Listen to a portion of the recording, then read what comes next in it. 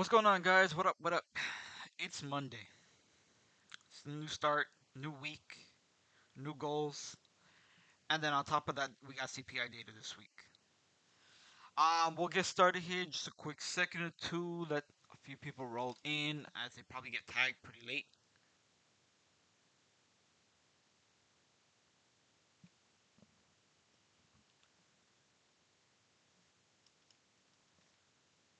Just a sec.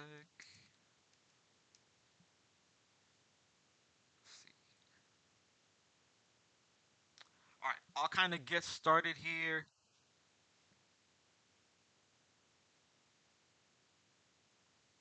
Why is this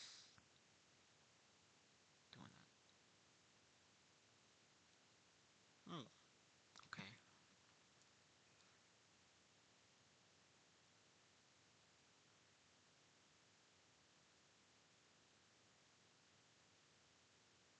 that's odd. Why is this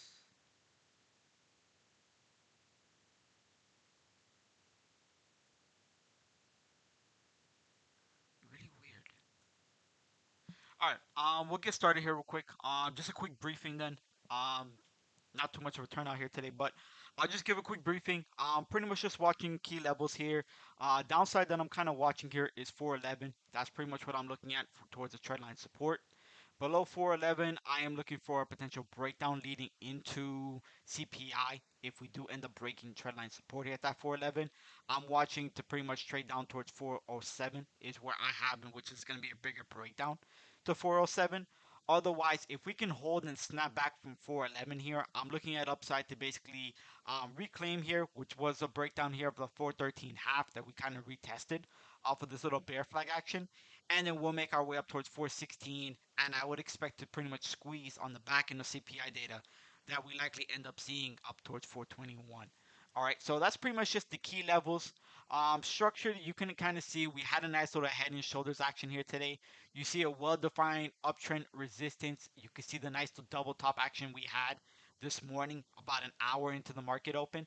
That was a nice little double top that actually created your head for this head and shoulders formation, and that actually aligned perfectly with your uptrend resistance. So very well-defined top that you ended up kind of stopping there, and that basically gave you your little leg down that you had. So a beautiful little breakdown. I think I was pretty much dropping charts left and right in the dojo. Those of you that kind of saw that. But this kind of just gave me a little bit of a rally-based drop. It's essentially what I saw. You saw your rally. You saw pretty much your little double top. You saw the drop. You had the retest, of which was pretty much a prior supply. If you want to say that was the 413 half roughly, and that also gave you your right shoulder, gave you your bear flag, and then you basically saw the leg down. So again, 411. Let's see if we can get down to 411 tomorrow. If we hold and snap back and we get a strong push going into CPI data, or if we crack that 411 and then we break down to 407 going into CPI data. So either way, I expect us to pretty much tap 411, whether it be pretty much by market open and then we just rip right off of it to the north, or we end up breaking down below. All right. So either one, that's pretty much just the gist of what I'm looking at, though. In terms of that, the other thing to pretty much keep in mind is that even though I expect to pretty much top 411, we may end up seeing a little bit of a tighter range as the market is likely going to end up wanting to see CPI data on Wednesday before you see drastic movement and drastic volume in the market. So it could be very well a very low volume day tomorrow, and that's just something to keep in mind in terms of trying to go heavy. I would wait for the back end of CPI data. Those of you that usually typically like to trade a bigger size, I would wait for CPI data and then you take your regular size positions. For now, I would just trade light going into tomorrow and then wait for Wednesday. All right. V, you mentioned AMC. I'll take a peep at it. I know that GME was pretty much pretty high on my watch list in terms of what I was watching this morning. Let's go out to the daily, kind of give a little bit of a bigger picture here off of AMC.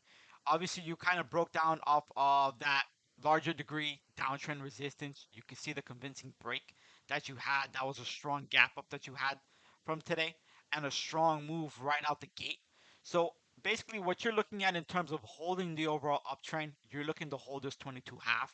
So we could see this trade back down towards 22 half tomorrow. Specifically, 22.42 is what I'm looking at if we pretty much get a little bit more of what I want to say a dip and rip type of scenario.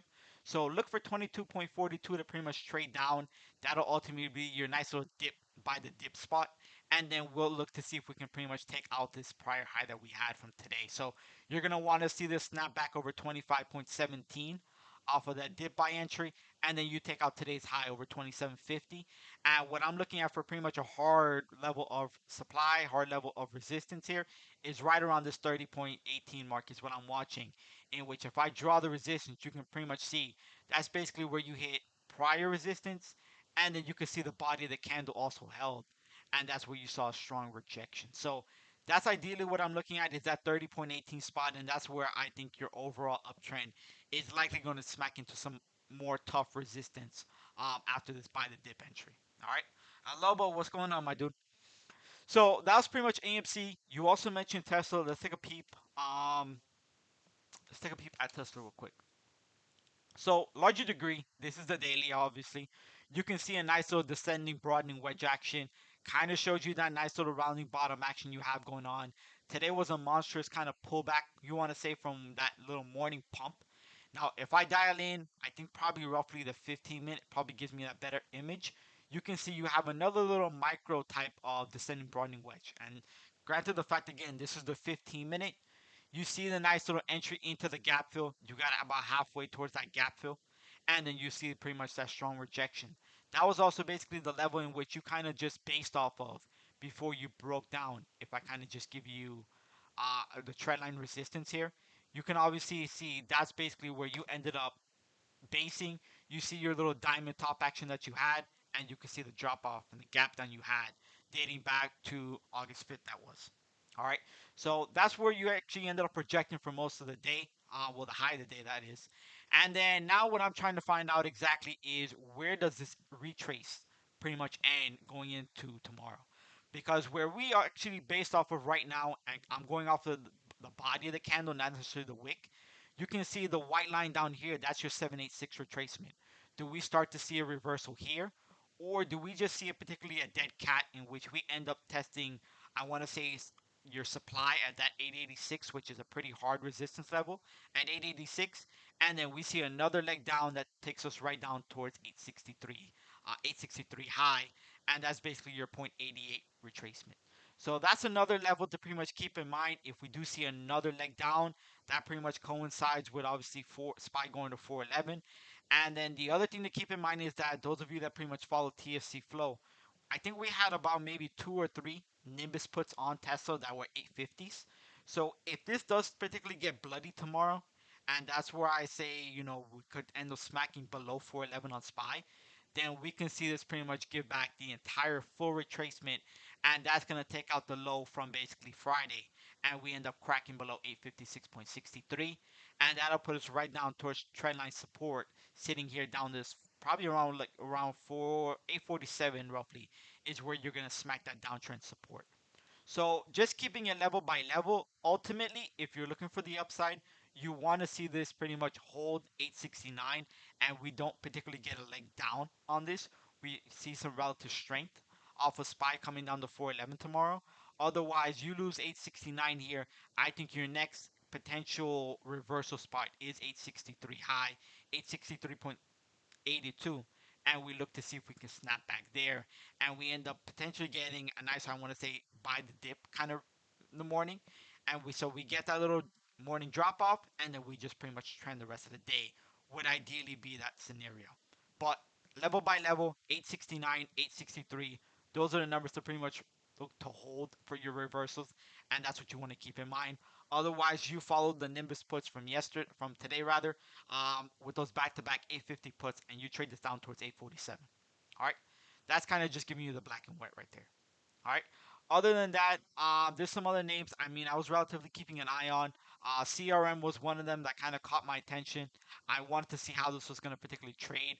We're kind of right near where you would say is you want to see your uptrend resistance here, in this intermediate channel. I was going to look to see if we could particularly hold this tomorrow. That's your intermediate trendline support. So I'm going to look to see if this one can snap back. If we can get this back over 190 half, this is going to be one I pretty much look to pay attention to. I actually had this ranging up towards 200. So if SPY's going to make its move up towards 420, 421, that would potentially looking at on the back end of CPI, I think that Salesforce is going to be one that I kind of pay attention to. I actually like the setup. We also broke on a larger degree if you go out to the daily here. You are basically flirting with pretty much breaking your downtrend resistance here and getting that continuation off of that. And you also see that little blue line that actually dates back to where we ended up having our breakdown before our gap, and that's basically sitting right around that 201 spot in conjunction with where my overall PT is. So I'm gonna look for this one. I'll probably give an update on this one. TAY is going into tomorrow. Let's see how it holds that trendline support, and I'll give an update on that one tomorrow. All right. Other than that, of course, we saw the debacle with Nvidia this morning. That was a disgusting gap down. I mean, I don't think anyone expected that kind of data to come out this morning.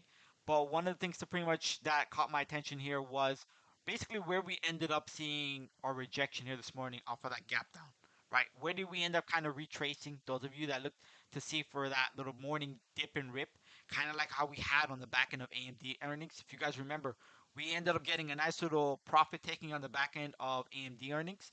And then the next day, it literally just ended up ripping that following day after the earnings. So this is one we saw the nice little bounce, but you see pretty much your solid trendline support before we had the gap down, and you basically retested right into that prior support, and it acted as a resistance right around that 182 spot, and you saw pretty much the breakdown. So let's see if we pretty much get a nice further rebound here. Let's see if we retest that trendline support as a resistance yet again.